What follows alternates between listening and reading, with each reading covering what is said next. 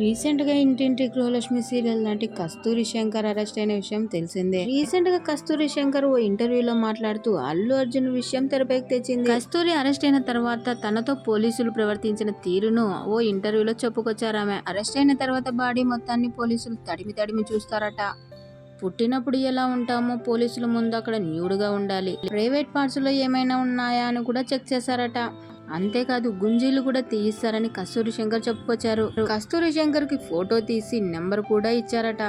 Allu Arjun arrest అయినప్పుడు కూడా అలాగే జరిగింటుంది. అల్లు అర్జున్ కూడా న్యూడ్ గానే చెక్ చేసుంటారు. అతని ఫోటో తీసి నెంబర్ కూడా ఇచ్చారనుకున్నాను.